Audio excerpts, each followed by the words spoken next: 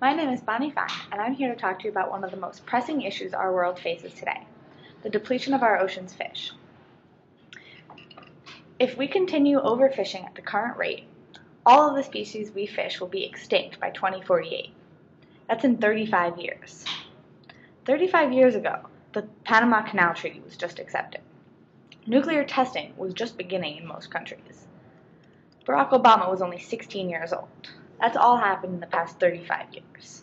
In another 35 years, our fish populations could be completely gone. We can't continue overfishing at this current rate, and whether it's because of the morality or the laws regulating it, it doesn't matter. There simply will be no fish left in the ocean. We really need to prevent the decline of the fish species. It's estimated that 90% of large fish species, including tuna, halibut, salmon, the fish that you love, have collapsed due to unsustainable fishing methods and adverse water pollution. It has been reported by the UN that about 50% of all marine fish stocks are being fully exploited, meaning they're being fished at or near sustainable limits. Another 19% are completely overexploited, 8% are depleted, and 1% are recovering from depletion. This means that approximately 3/4 of the global fish population are suffering from overfishing. Something that people tend to ignore when talking about sustainable fishing is the role of the coral reefs. Our planet is so interconnected that when we ruin one aspect of our planet, it affects another area as well. We need to protect the environment the fish thrive in, but we can't forget about the livelihoods of the fishermen that comprise 8% of the world population as well. Overfishing can devastate the marine ecology of places like the Great Barrier Reef because of the specific needs of the coral reef. Fish help maintain the nutrient balance needed by the corals. Without these fish, the coral reef would collapse. Furthermore, fish depend on these coral reefs, so if the reefs are destroyed, fish populations will never be able to replenish themselves. The Sunken Billions is a study jointly published in 2008 by the World Bank and by the FAO. The report shows that the difference between potential and actual net economic benefits from marine fisheries is about $50 billion per year. By improving governance of marine fisheries, we can capitalize on these potential gains and not lose $50 billion a year.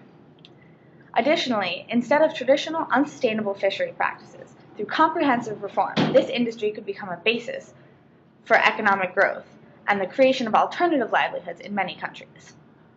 At the same time, natural capital in the form of fish stocks would be greatly increased and the environmental consequences could be avoided.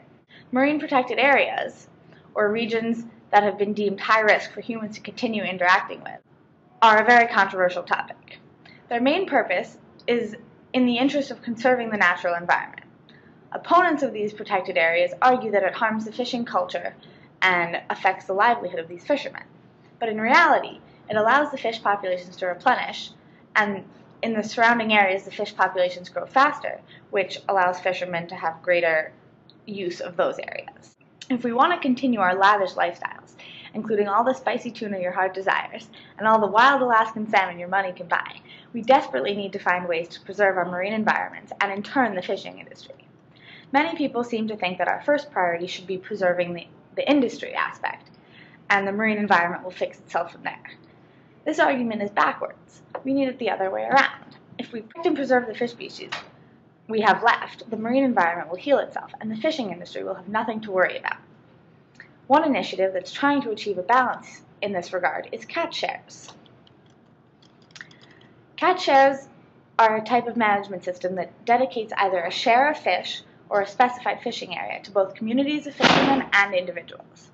It works kind of like the carbon cap and trade system, where fishermen can buy and sell shares, increasing flexibility among fishermen and communities. The amount of fish allowed to be caught through the system has increased 19% over 10 years of the catch shares program. Wasted fish, or bycatch, which comes from the unsustainable fishing practices when you fish large fish, other fish tend to get caught in the nets as well. This amount has decreased 66% over the 10 years that catch share has been in place, which allows the fishing industry to be safer and more sustainable. Fishermen have also complied nearly 100% with these catch limits, exceeding the limits only 5 times in 86 seasons of existence. The Marine Stewardship Council is a third-party organization that aims to certify and promote sustainable fishing practices.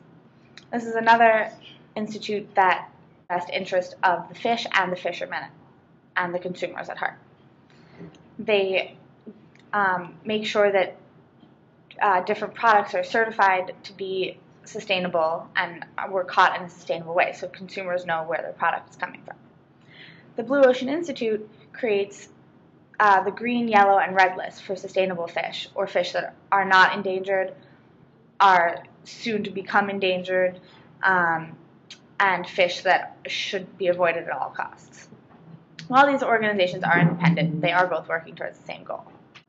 Both these organizations aim to help consumers make more informed decisions about where their fish come from so that they can feel good about fish they're eating. The good news is that these organizations wouldn't exist if this wasn't an issue that consumers like you cared about. McDonald's USA announced that it would become the first national restaurant chain to adopt the Marine Stewardship Council's Blue Eco label on its fish packaging for items such as the fish fillet. This was a big deal because McDonald's is a huge corporation that has constantly lagged behind in sustainability efforts over the years. Additionally, food retailers such as Whole Foods and Target, and more recently Trader Joe's, are all adopting 100% sustainable seafood practices. So there's good news and bad news. The bad news is clear. We've messed up. We let the planet deal with the consequences. The good news is that there's still time. In a perfect world, we would just stop fishing for X amount of time until the fish could repopulate. But unfortunately, our world is far from perfect, and that could never work. What can and what will work is if everyone, fishermen, governments, and consumers alike, are able to work together to implement new solutions that make the oceans a better place for the fish to swim and make the world a better place for us to eat. Thank you.